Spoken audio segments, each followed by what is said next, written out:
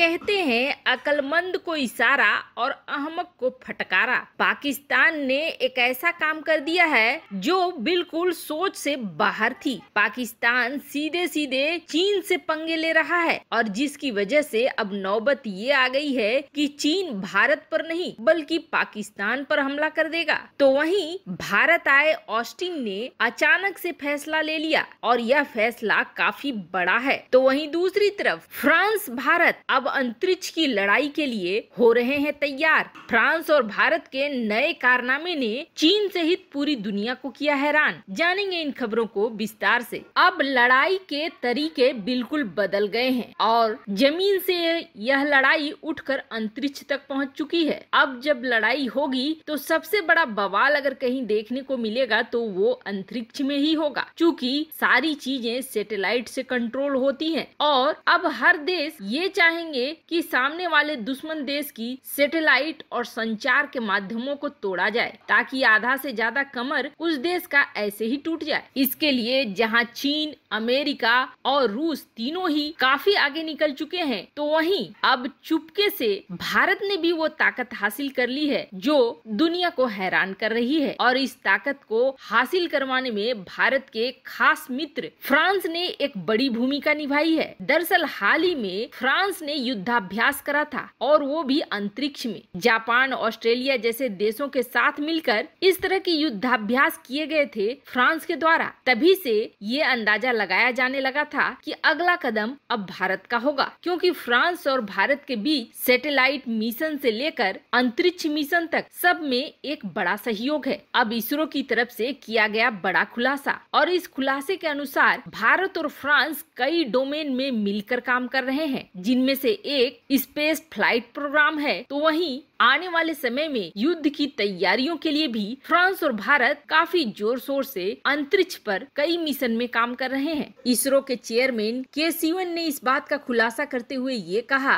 कि फ्रांस अब भारत का सबसे बड़ा पार्टनर बन चुका है अंतरिक्ष विज्ञान में। फ्रांस भारत के साथ मिलकर 2 मिशन को पहले ही अंजाम दे चुका है और अब तीसरे मिशन पर काम चल रहा है। इस तीसरे मिशन का नाम दिया गया है तृष्णा, जिसका फुल फॉर्म है thermal infrared imaging satellite for high resolution natural resource assessment. इस मिशन के तहत नेचुरल खनिज पदार्थों, प्राकृतिक गैसों और खजाने के खोज में बड़ी मदद मिलेगी। वैसे दोनों देश एक और बड़े मिशन पर काम कर रहे हैं, जिसके तहत अंतरिक्ष धरती से अंतरिक्ष में स्पेस फ्लाइट को मैनेज किया जाएगा और इस दौरान जो स्वास्थ्य संबंधी टेक्निक और दवाइयां होती हैं, उसके निर्माण में भी फ्रांस और भारत मिलकर काम करेंगे। वैसे बदलती हुई टेक्नोलॉजी के साथ भारत और फ्रांस का इस क्षेत्र में आना बेहद जरूरी है। तो वहीं दूसरी तरफ ऑस्टिन ने अचानक से एक बड़ा फैसला ले लिया। भारत आए ऑस्टिन, जहां प्रधानमंत्री मोदी, रक्षा मंत्री और एनएसए से मिल चुके, तो वहीं अचानक से उन्होंने ये तय करा कि उन्हें अफगानिस्तान जाना है और वो भी ऐसे समय में जब 1 मई को डेडलाइन है अमेरिकी सैनिकों के वापस लौटने की। हालांकि ऑस्टिन ने ये कदम क्यों उठाया, इसको लेकर मीडिया में भी कई बातें बनने लगी है, क्योंकि यह एक सरप्राइज विजिट की तरह है, खास तौर पर ऐसे समय में जब 1 मई की डेडलाइन काफी नजदीक है। हालांकि बाइडेन ने ये पहले ही साफ कर दिया है कि इस डेडलाइन को पूरा करना संभव नहीं है। ये ट्रम्प के द्वारा तय किए गए थे, लेकिन हालात इस वक्त इस तरह के हैं जिसे देखकर ऐसा नहीं लगता है कि शांति इतनी जल्दी अफगानिस्तान में स्थापित होगी। अब ऑस्टिन जब यहाँ पहुँचे हैं तो पूरी दुनिया की नजर इस पर बन गई है कि इस मीटिंग के बाद ऑस्टिन क्या कहते हैं। वैसे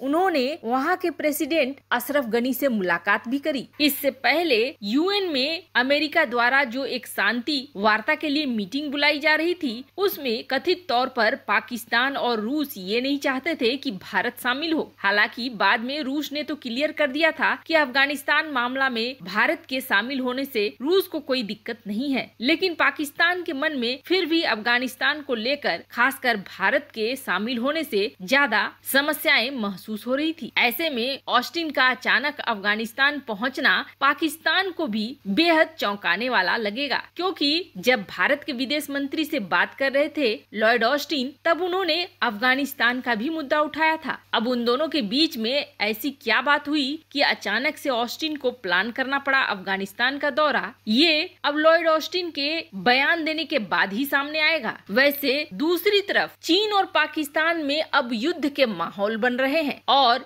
इसका कारण भी पाकिस्तान ही बन रहा है। वो कहते हैं ना, नदी किनारे रूखड़ा जब तब होए विनाश। ऐसी नदी के किनारे पाकिस्तान पेड़ बनकर खड़ा है जो निरंतर बह रही है, तो उसका उखड़ना तो तय ही है। लेकिन इतनी जल्दी ये सब कुछ हालात बन जाएगा ये नहीं सोचा था। कभी एक दूसरे को आयरन ब्रदर कहने वाले पाकिस्तान और चीन के बीच जंग के हालात बनेंगे, वो भी थोड़ा चौंकाने वाला है। लेकिन ये हालात सचमुच बन रहे हैं और उसका वजह है सीपेक। दरअसल सीपेक में बड़ी उम्मीद से चीन ने पैसा लगाया, लेकिन अब पाकिस्तानी सरकार और पाकिस्तानी सेना ने चीन को साफ साफ इनकार कर दिया है। यहाँ तक के चीन के उस फाइल को भी मानने से इनकार कर दिया है जिसमें शर्तों के साथ पाकिस्तान ने हामी भरी थी। दरअसल ग्वादर पोर्ट को लेकर चीन ये चाहता था कि पाकिस्तानी सेना और पाकिस्तान इस मामले में सरेंडर कर दे और ग्वादर का पूरा इलाका उसे दे दे और खाली कर दे। इसके लिए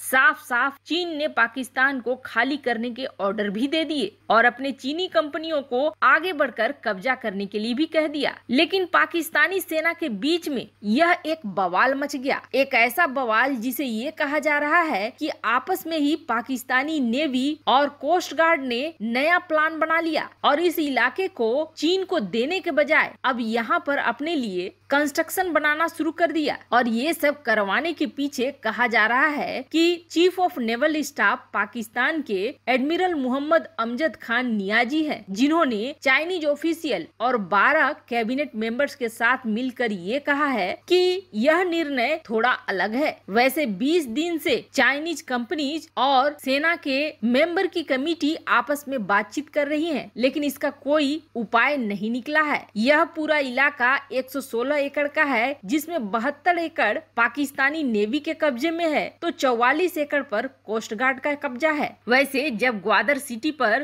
तार के बेड़े लगने शुरू हुए थे तभी से वहाँ बवाल खड़ा हो गया आम जनता के बीच। लेकिन अब ये मसला सेना तक पहुँच गया है, वो धीरे धीरे खुलकर सामने आ रहा है। पर इस इलाके में चीन ने इतना पैसा लगा दिया है कि अब वह इसे लेने के लिए आर पार की लड़ाई लड़ने को भी तैयार है। वैसे आपको क्या लगता है, क्या चीन ग्वादर सिटी पर अपना कब्जा बना पाएगा? कमेंट कर अपनी राय जरूर बताएं। जल्द मिलते हैं अगले वीडियो में नई खबर के साथ।